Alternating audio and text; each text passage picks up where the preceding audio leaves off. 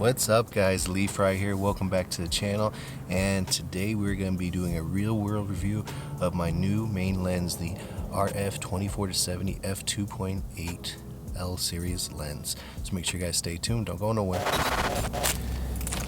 Alright, what's up guys, welcome back. So if you're new to my channel, the kind of things you guys will see here is tips, tricks, reviews, and tutorials for the budget filmmaker / content creator. So if that is something you're interested in, consider subscribing right now. Alright guys, so I wanted to come out and do a real world review on this new lens versus just sitting in my studio and talking about it.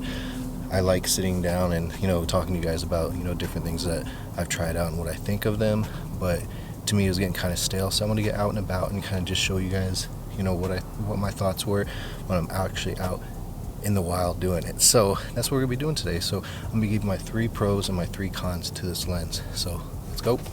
Alright guys, so let's get into the first pro, and that is the versatility of the focal length for this lens. I was torn as far as whether I should go back to the 15-35 or this 24-70, and to be honest, I felt like the 24-70 is just a better option for me. The focal length is a lot more versatile. I'm not a huge vlogger, so I don't need the super wide field of view. As you see, the 24mm is wide enough, and for landscapes, 24mm in my opinion is still wide enough for landscapes, because prior to coming to full frame I was using the Sony a6400 with the 16mm Sigma, and that's an equivalent to 24mm. Never had any issues with the width of my landscape shots I was getting. So 24mm is definitely wide enough for most things in my humble opinion. And again, I just like the versatility of the different type of focal lengths.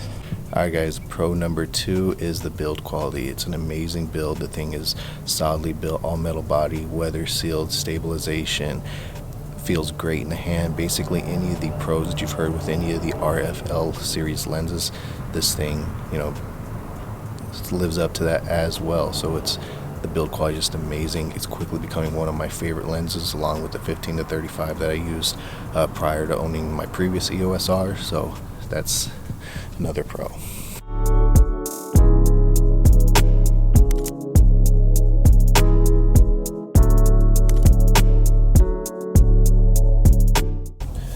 Alright guys, so pro number 3 is the constant f2.8 aperture, which is great if you're doing any low light shooting.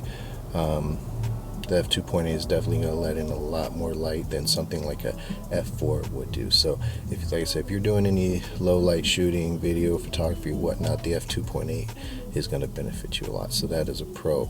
All the way 24-70 constant f2.8 aperture. So that is a big pro. Alright guys, so let's talk about some cons. First con is kind of a positive and negative, and that's the build quality.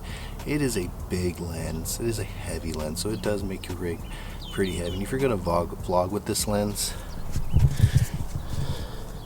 it is a pretty heavy rig, so your arm is definitely gonna get a little tired carrying this thing around. So do take that into account, as that can be a con. It can be a good thing, it can be a bad thing. So that's con 1. Alright guys, so con number 2 would be the price. I'm sure you're all familiar with the RF mount lenses, especially the L series ones. They are pricey. That's not an understatement. They are super expensive. I sold my 24-105 f4 RF L series lens to kind of supplement the price of this lens, but overall these lenses are not cheap. They are great lenses. I love these lenses, but they definitely do put a dent in your wallet. So keep that in mind. If you're one of the best when it comes to these RF mount lenses, you're going to have to take into account that they are going to cost a lot of money. So yes, take that into account. So that is con number 2.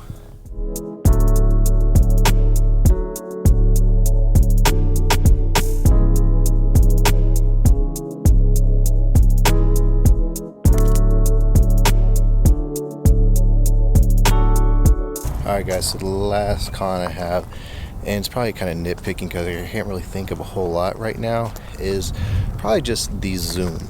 I wish it was more of a internal zoom. Like I said, it's nitpicking. It doesn't have the internal zoom element. I don't even know if that's something they could have pulled off. I don't know the technicalities behind it, but that's, again, it's nitpicking. It's kind of something I wish they could have done. But yeah, so that's the third con for me. So con number 3.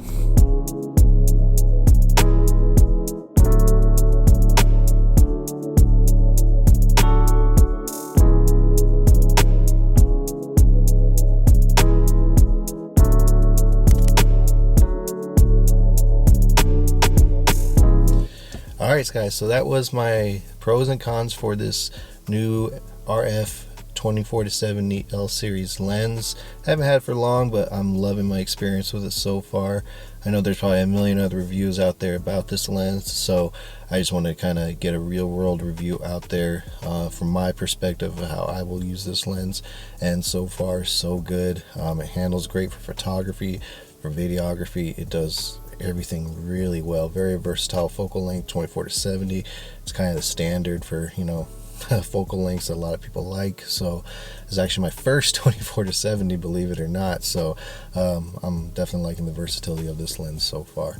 But anyways, I hope you guys enjoyed this format. I wanted to kind of switch it up. Like I said, doing things in the studio all the time is getting kind of stale, so I wanted to kind of get out and about and, you know, do a hands-on review along the way with you guys. So again, I hope you guys enjoyed this format. I'm gonna try to be doing things a little bit different this coming year for videos that I put out. So again, if there's anything you guys like to see, let me know. If you're not subscribed, you know, like I always say, please subscribe. Hit that subscribe button. I would love for you guys to join me. If there's anything you guys want to see, leave a comment. Let me know. Hit that like button. Again, subscribe if you're not already. And we'll see you guys at the next video. Have a good one.